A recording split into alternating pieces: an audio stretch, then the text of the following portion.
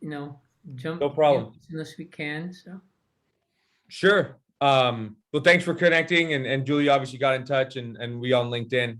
Part of I think you and I talked maybe last year, either at Housing or NPH. We're an environmental firm, and we work with obviously a lot of the developers that you come across. And part of what we were trying to do is kind of create an information session that we could provide to our clients, um, so that they can have some of the information that they need to understand if they have projects that are kind of the right fit for the program. And more specifically, related to the DTSC new funding, as well as, just kind of the program that you're representing, and to help kind of project managers figure out if they have something that's within the appetite of the program, and give them some information about timing and scope and things like that. Does that sound good? Does that sound like, right. perfect. So just to kind of start off with, would you mind giving us a little glimpse on the program itself, and kind of what types of projects are within the right appetite for someone that's maybe a project manager or VP of development for an affordable housing development organization? Right. So yes, it's called the ECR. I mean ECRG for short, the Equitable Communities Revitalization Grant. Mm-hmm. So legislature this year allocated 500 million Okay. to DTSC for three programs. So this is one of three programs. Okay.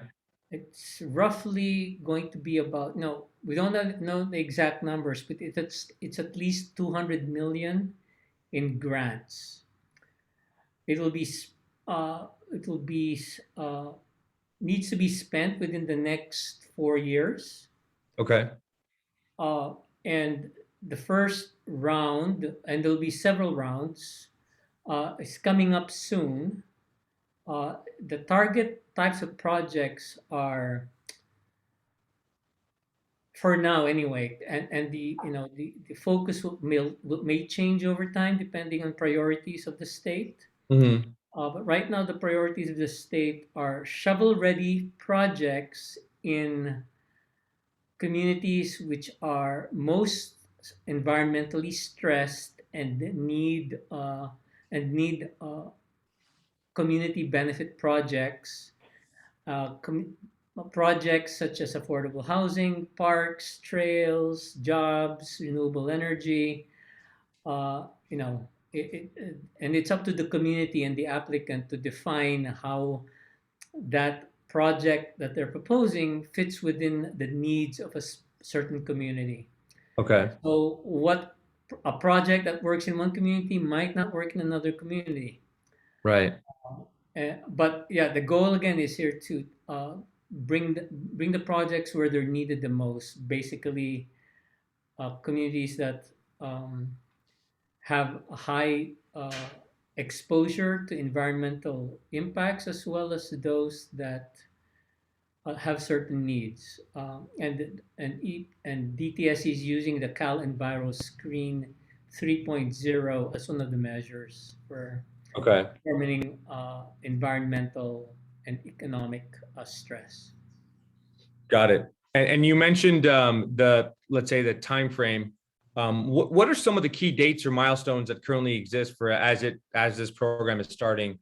What are some key dates or milestones that our sort of client should be aware of? Yes. Well, projects that well, the program is going to roll out any moment now. I mean, of course, for a project this big and with a lot of potential interested parties, it has to be buttoned up pretty well, Mm-hmm. and so we're trying to button it up as much as possible so that it's clear to the applicants. But it also has to be equitable, it has to be rolled out simply, but at the same time meet the programmatic goals of DTSC. They do want projects that are ready to go, but at the same time, they want projects in communities that need it most. And sometimes those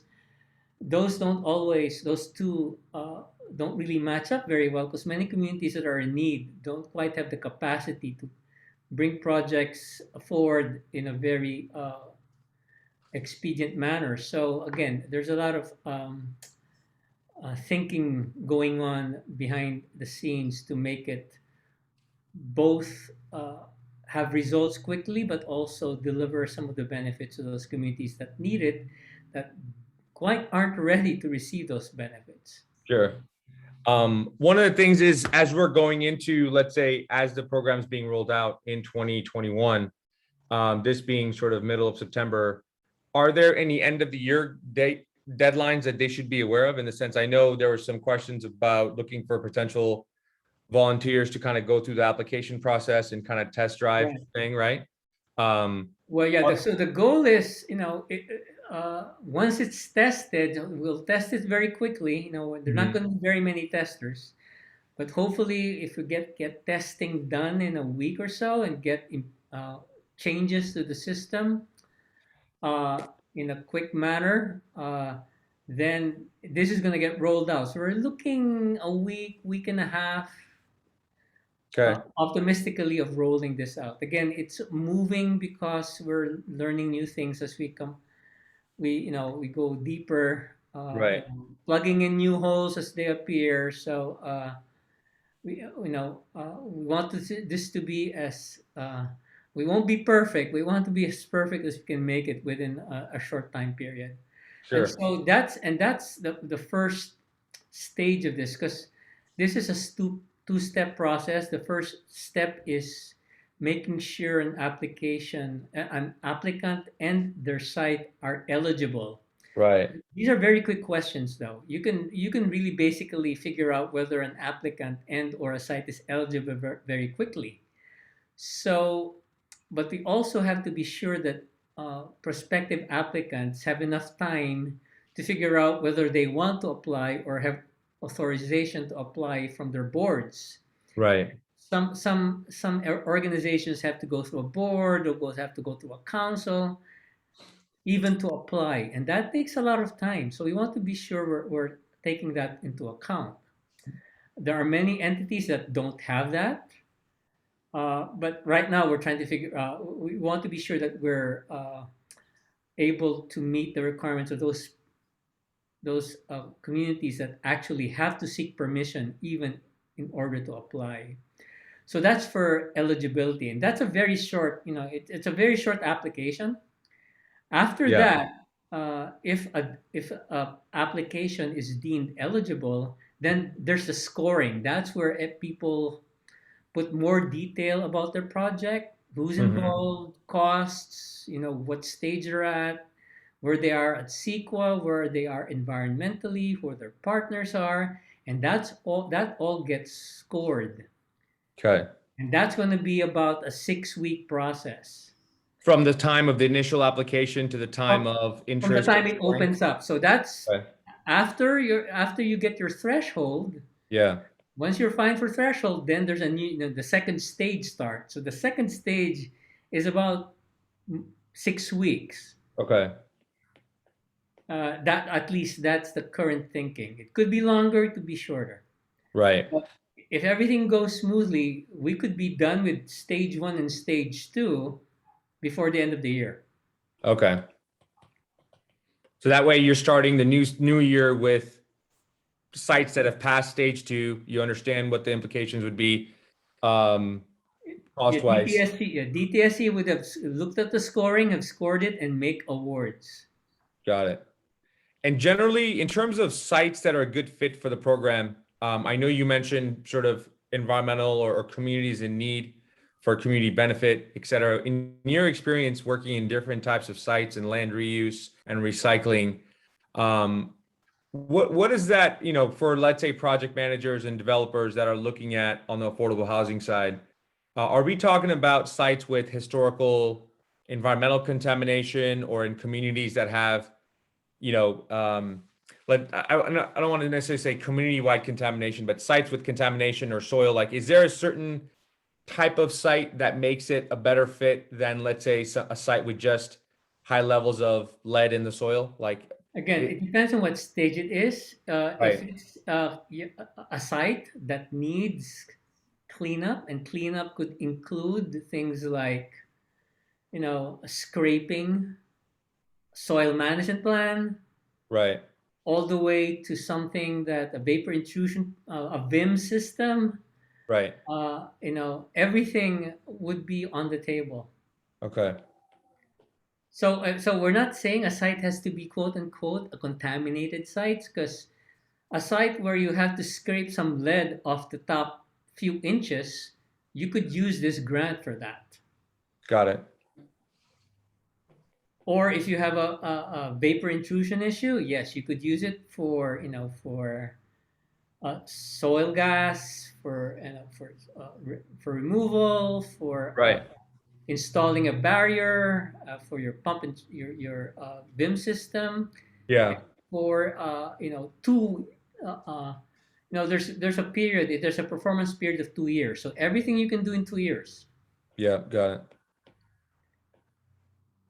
And is there any component to this program where it could be retroactively? So, for example, No, if the project is no shovel ready, retroactive. what's that? No retroactive. It's got to be, you can't spend, it's a reimbursement program, but you can't reimburse anything until your grant is approved, and any expenses have to be incurred after the grant Got it. agreement is executed. So anything you've spent already, before you've executed the grant, those are not eligible.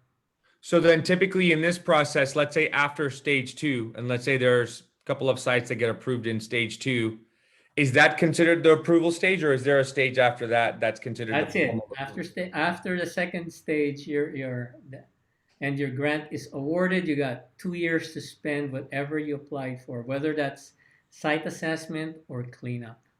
Okay, got it. So then in that case, if there is a shovel-ready project, they get in the first stage of application, they get approved to move to the next stage. Let's say they get approved in the next stage, even if they move forward because of financing agreements with some of the work, as long as it's post stage two, there's still a chance they can get those costs reimbursed further down the road as a part of the program.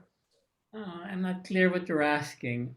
So, so what we generally face right now is we have a lot, let's say we have a lot of clients with sites that are affordable housing developers, that are, let's say, 3 months or 4 months from breaking ground, right? Which Right, means the cost is budgeted, but it hasn't been spent yet, or the project hasn't even started yet. right. As long as they haven't spent it, they're Right. fine. Yeah, So they would just have to go through the process, apply, as long as they get approved. In essence, they could have a lot of their costs reimbursed for things like this across the board. It's just a matter of spending the time to apply, go from stage one. As long as they get approved to stage two, it's just the time and effort that it would take them to do so. Correct? right. Okay, got it. No, that's great. I think that. And are there any specific zones or areas of focus, regions even, for the I haven't program? determined that yet. What they're encouraging are for people to just apply, because they might change any kind of allocation or carve outs based on what they see. Okay, There's nothing predetermined at this point. got it. So the pre-application process that's going on right now, is that kind of your initial process to figure out the appetite of people that are applying, to figure out like the zones that you were just mentioning right now? And Also, yes. So understand like what's going to be the magnitude of applications that are coming in? well, that's DTSC. So what they want is that both people apply for all the sites that they want to be considered. First, so to determine whether they're eligible under eligible for the program. So the site's eligible and the applicant's eligible, then they'll see what they have there. If it's if they might get $5 million worth of applications. They might get $500 million. We don't know, and we don't know where those applications are coming from. So they're going to use this both to figure out who's eligible, and second, how much money they were going to roll out and where they will roll it out. Got it. No, that's great. And then do they have to be just when you mentioned that like the applicant, can it be so generally will have to be like a nonprofit developer or city or community, will they look at applications from private companies like developers or whatever? Or is it more of a case by case basis? Well, okay, so a developer, private developer who does, let's say, a 100% affordable, a tax credit project, they would have to partner, and they're going to have to figure out a deal. And we haven't figured this out exactly, but normally grants do not go to private entities. Okay. Eligible entities are cities, nonprofits, and tribes. And so, depending on what the structure of their deal determines whether a developer can act a privately owned development can receive these grants. But if it's a nonprofit developer, it would be okay then, right? Right, right. Okay. So, Got give it. me an example of a for-profit developer where you have an affordable housing project. What would that deal look like? So, well, I guess to be frank, we represent majority nonprofit developers, but I know on certain scenarios there might be like a uh, there might be like a private developer that's partnering up with an affordable developer that to take care of the affordable component. So, for example, it might be like a mid-pen with a, just throwing this out there, like a TrueMark joint venture, right? Mid-pen housing, TrueMark. TrueMark's doing 200 units, and mid-pen is doing an 82 unit affordable component in addition to the 200 unit for a master, let's say a master community. You know what I mean? Within that, which I would, kind of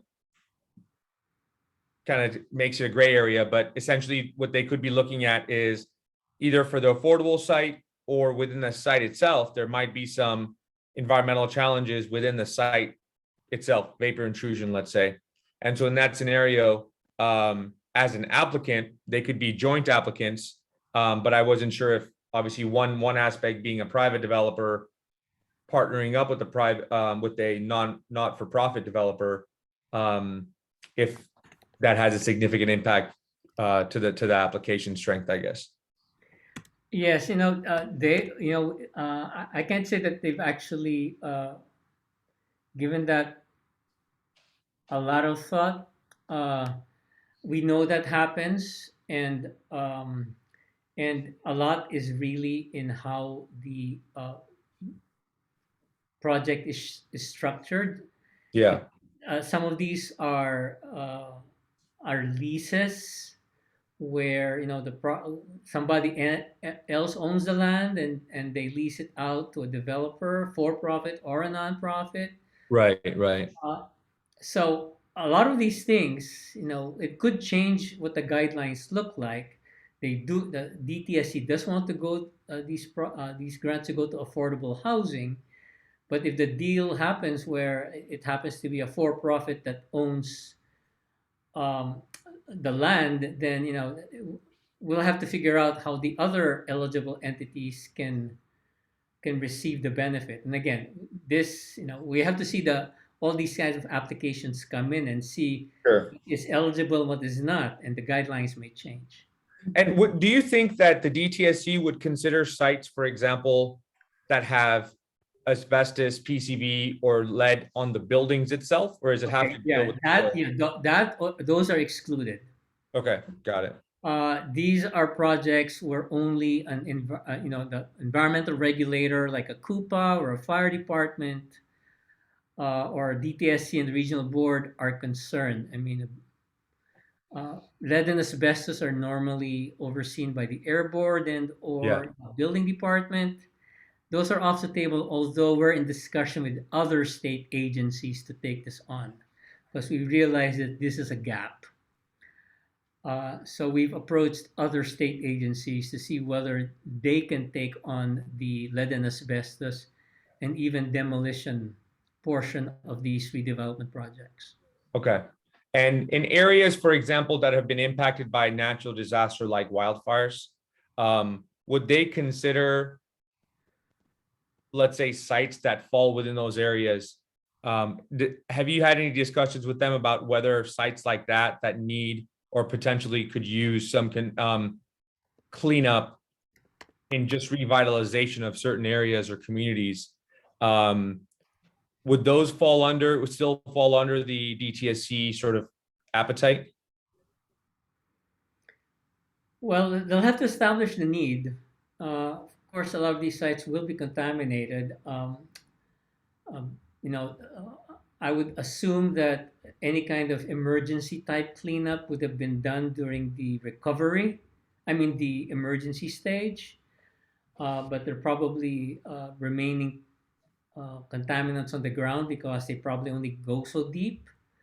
But that would have to be documented. And if they've done their phase ones and phase twos and know where the cleanup is needed, then they'd be more prepared than another community that, you know, thinks they have a contamination but have to do more site assessments. But both would be covered by the application. They just have to show, no, they'd be, I would say they'd probably be uh, qualified or eligible, Right. but as to whether they're more competitive, that, you know, they'll find out in the scoring stage of the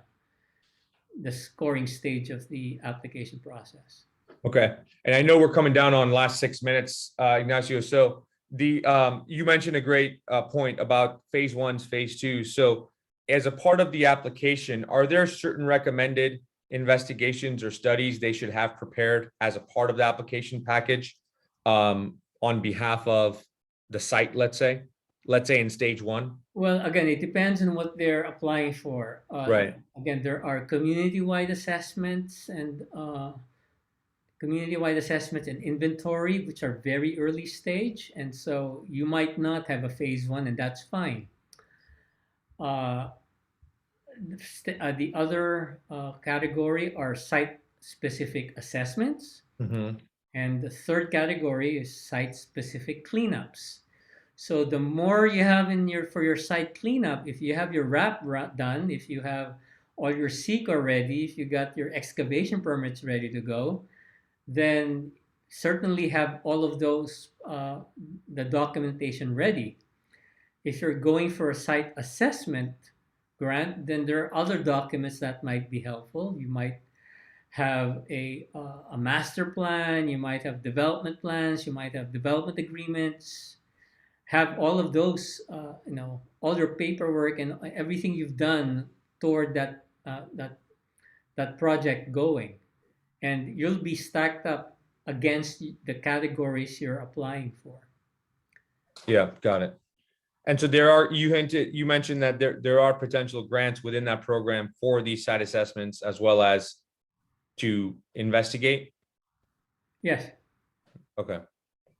So this is not just straight cleanup. I mean, again, Right.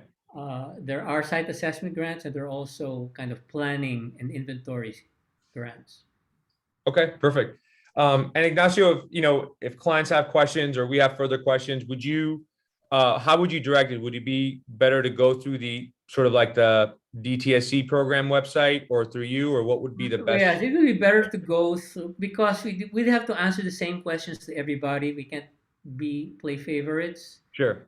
DTSC will be doing some programs, and we'll be helping with that. So we certainly encourage people to be in those bigger forums, but when it comes to actual application, we'll provide technical assistance for applicants. So Okay. those would be one-on-one with an actual applicant. Right. Okay. So if anyone's kind of interested or they have a site, it sounds like you would suggest, turn in an application and kind of you'll get some feedback on its viability, applicability to go on to the next stage, and then kind of Right. Yeah. Yeah. Whether you think it's eligible, whether you think it's a garden variety, and whether you don't even think it's a brownfield, you might have some suspicion that it's contaminated. So those are all fair game, all Right. the way to a site that's right next to a Superfund site. Right. There are many sites that are near Superfund sites that fall through the cracks. So we want to see a lot of those types of projects. Okay, perfect. And once they apply and everything like that, then it becomes like a DTSC case, right? It becomes like a DTSC project, or? No, it can be any regulator. Oh, okay. Got it. Great. That's great, Ignacio. Thank you so much. I know you're coming up on your time, so this is great. I think our clients would find this very useful. And are you guys still looking for volunteers to go through the system, or you have enough volunteers at this point? If you have, we're taking more till tomorrow. So if you have Okay, any projects, yeah. great. Sounds good. Then we'll definitely be in touch. Like I mentioned, Julie mentioned, we'll kind of create a guide for our teams or for our clients to be kind of go through and see. And we know a handful of clients already that'll be interested in submitting something. So we'll look out for the information on that, and we'll also find out if they'd be interested in potentially signing on board as a volunteer as well, and kind of moving this forward. Great. So great. Thank you so much, Ignacio. Really appreciate your time. Right. Look forward to Thanks, staying in touch. Thanks. Hi, Ignacio. Bye.